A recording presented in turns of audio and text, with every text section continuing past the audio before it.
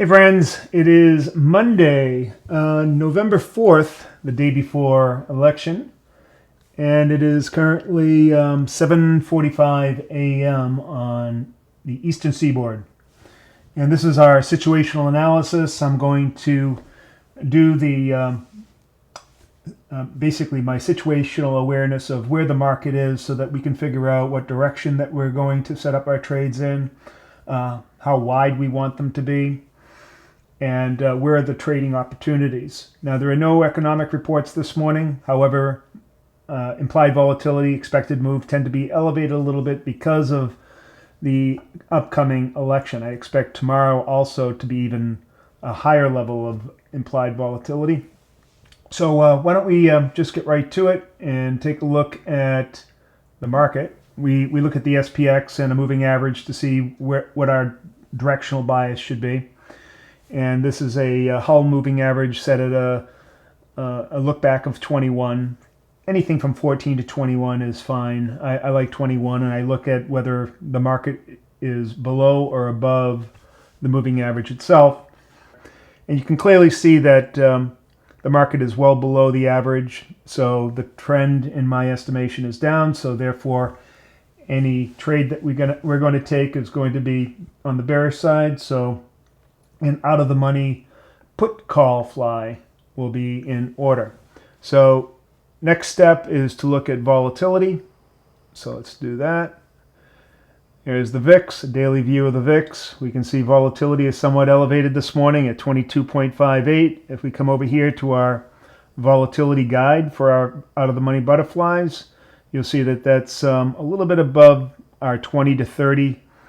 Now we want to figure out, do we want to be on the low end side of this or the high end side of this? And the way I do that is take a look at the a 50 wide fly on the E-mini S&P futures this morning and find out what it's being priced. And then I use this chart up here, up top here, the Poor Man's Straddle Debit Price Guide, to figure on what side of that I should be. So here's the debit right down here. Take a look at the profile. There it is. Our debit is 23.50, 23.75. All right, so let's go back to our primary display. And as we can see, that price is right in the middle. So if we're going to choose somewhere between 20 and 30 wide, we'd be in the middle. So 25 wide seems to be the appropriate size fly to take today. Next step is to look at where our entry points are. These horizontal lines are actually structural elements that I discovered by doing an analysis of volume profile, and we'll look at that a little bit later this morning. But in any event, what I'm looking for is a bearish event, and these two vertical lines represent the morning session. So on the left-hand side is 9:30, on the right-hand side is 12:30. So I'm looking for an event to happen sometime in that period because that's the on average highest level of volatility you're going to find during the session is in that area.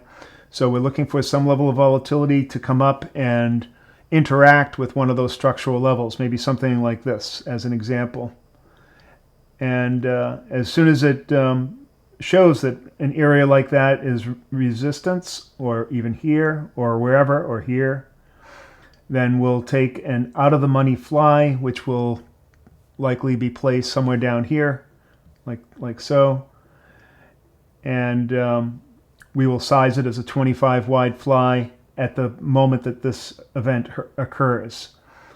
And we place that based on our guidelines of doing an asymmetric trade out of the money.